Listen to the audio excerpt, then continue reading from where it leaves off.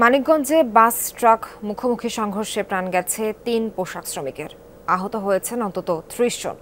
সকাল ৭টার দিকে শিবালয় উপজেলার বড় বোয়ালি এলাকায় ঘটে এ দুর্ঘটনা। পুলিশ জানায়, আরিচা ঘাট থেকে পোশাক শ্রমিকদের নিয়ে ছেড়ে আসা মিনিবাসটি স্থানীয় তারাসীমা গার্মেন্টসে যাচ্ছিল।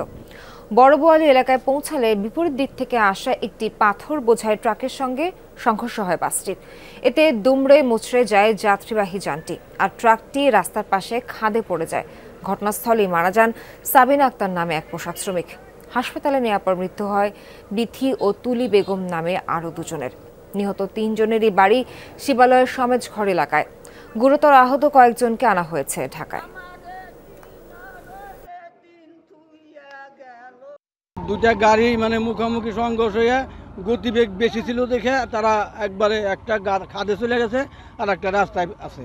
বাসের ডাইন সাইডের ড্রাইভারের থেকে শুরু করে একের পুরো পিছলা পর্যন্ত কিচ্ছু নাই। আমরা ঘটনাস্থল থেকে একজনের লাশ উদ্ধার করি আর আহতদেরকে হাসপাতালে পাঠাই। পরবর্তীতে হাসপাতালে জানতে পারি যে আরও 2 জন মারা গেছে। আইনগত ব্যবস্থা আমরা প্রক্রিয়াধীন।